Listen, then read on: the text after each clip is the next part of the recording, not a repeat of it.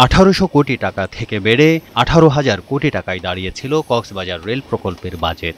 2000-এ Cox's Bazar ঘুমদুম rail প্রকল্পে এমন অস্বাভাবিক এবং অপরিকল্পিত বাজেট পরিকল্পনা অনুমোদন করেছিল আওয়ামী লীগ সরকার।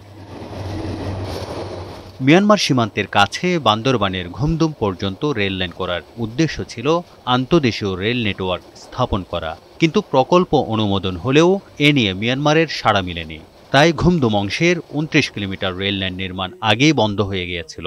এতে এই অংশের 2,558 কোটি টাকা অর্থ ছাড় দেয়নি এডিবি।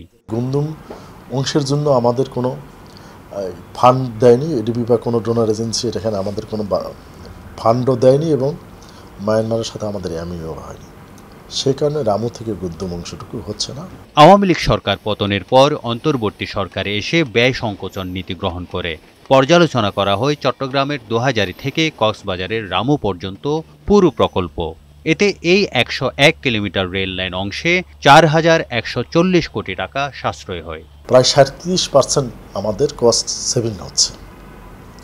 আমরা যেগুলো দেখছি যেটা আমাদের প্রয়োজন, ন্যূনতম প্রয়োজন, সেভাবে প্রজেক্টটাকে আমরা করছি। প্রজেক্টের কোনো অঙ্গ আমরা বাদ দেইনি। 2010 সালে শুরু হওয়া এই প্রকল্পের কক্সবাজার পর্যন্ত রেলপথ নির্মাণ শেষে 2023 সালের ডিসেম্বরে ট্রেন চলাচল শুরু হয়। তারেক শিকদার, বৈশাখী সংবাদ।